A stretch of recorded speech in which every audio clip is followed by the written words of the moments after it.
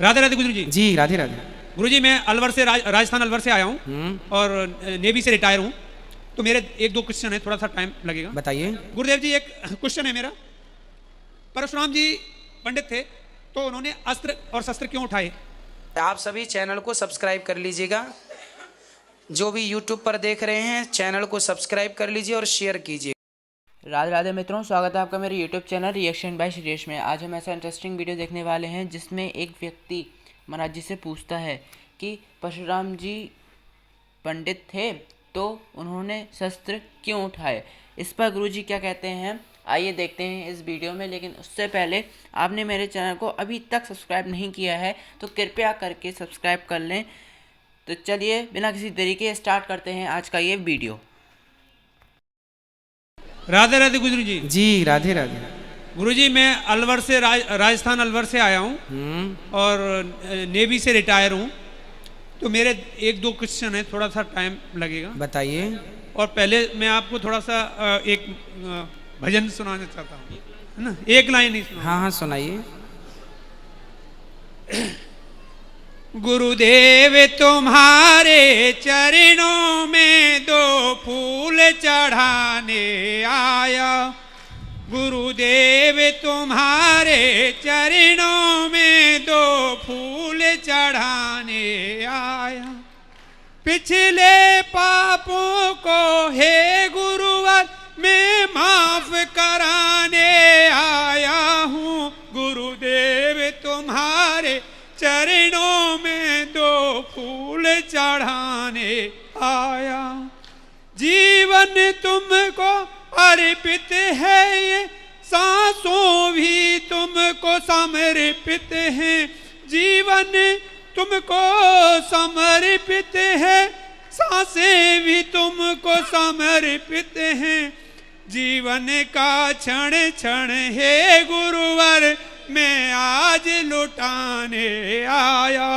गुरुदेव तुम्हारे चरणों में दो फूल चढ़ाने आया। वाह सुंदर। गुरुदेव जी एक क्वेश्चन है मेरा, परशुराम जी पंडित थे तो उन्होंने अस्त्र और शस्त्र क्यों उठाए?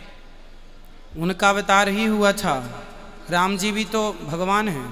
वो तो क्षत्रिय थे। भगवान तो देखो भगवान होते हैं, भगवान की कोई जात नहीं होती। राम जी और परशुराम जी भगवान 24 अवतारों में इनके नाम हैं। ये इनको जात से ना बांधा जाए, भगवान की कोई जात नहीं होती।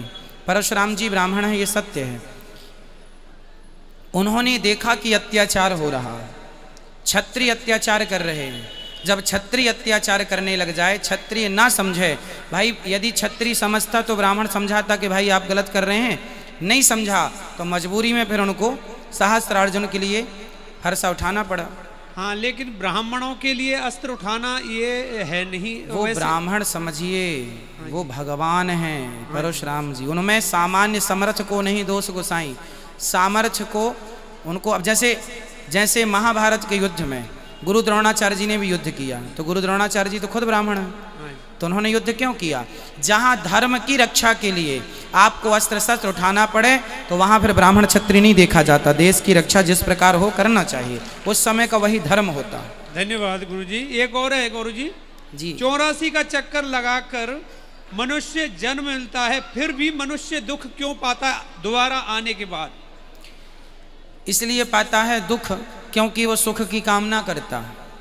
नहीं, अगर उसकी सुख की कामना भी नहीं है, क्योंकि वो तो दुख में ही जीता है। अगर जो भी उसको संसार में जो संत जिनका मन भगवान में लग चुका है, जिनको संसार की कोई चाहत नहीं है, उनसे आप पूछिए कि वो दुखी हैं कि सुखी हैं। दुखी हम सांसारिक लोग होते हैं, संत लोग दुखी नहीं होते, क्योंकि दुख तब तक ही होगा। आप भी प्रैक्टिकल कर लेना, जब तक आपके अंदर सुख की इच्छा होगी तब तक दुख होगा। इसलिए माता कुंती ने भगवान से विपत्ति ही मांगी है कि हे नाथ मैं आपको कभी भूलूं नहीं। विपदा संतु न विपदा संतु, क्या है श्लोक?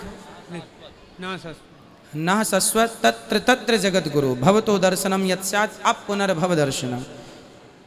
तो विपत्ति ही मांगी है माता कुंती ने, इसलिए मांगी है क्योंकि हे नाथ मैं जब जब सुखी हुई तब तब मैं आपको भूल गई, और जब जब मैंने आपको दुख में पुकारा, तब तब आप मेरे जीवन में आकर के और मेरे जीवन को दुख से मुक्त करके चले गए।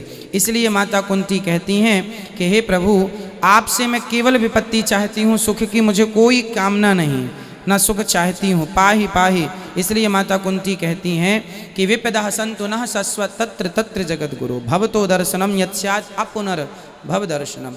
तो दुख में भगवान का स्मरण ज्यादा होता है, इसलिए माता कुंती ने विपत्ति मांगी है। एक सजेशन और है, सुख की कामना त्यागना ही, चाह गई चिंता मिटी मन बावे परवाह, जिसको कछु ना चाहिए सो ही साहंसाह। एक सजेशन है गुरुदेव जी, एक प्लेटफॉर्म होना चाहिए, जैसे आपका यूट्यूब चैनल है, इसमें हमको ये सूचनाएं नहीं मिल पाती हैं आपका प्रोग्राम के बारे में। कभी आप बाहर जाते हो और कभी मतलब यहाँ रहते हो, तो वो सूचनाएं जैसे कुछ एकादशी के बारे में या कुछ ऐसी ये मिलती हैं सूचनाएं। फेसबुक यूट्यूब पे आप जुड़े रहेंगे ना, तो सारी पोस्टें डाली जाती हैं, और हम कथा से भी सारी चीज़ें आप जैसे अभी एक अलग से एक चैनल जैसे हो जिसमें हम वही प्रोग्राम देखें उसमें कि क्या प्रोग्राम है, गुरुजी कहाँ कथा कर रहे हैं। कभी कभी लाइव चलती है, हम देखते हैं तो उसमें लाइव लिखा आता है, कभी कभी उसमें डेट भी नहीं रहती।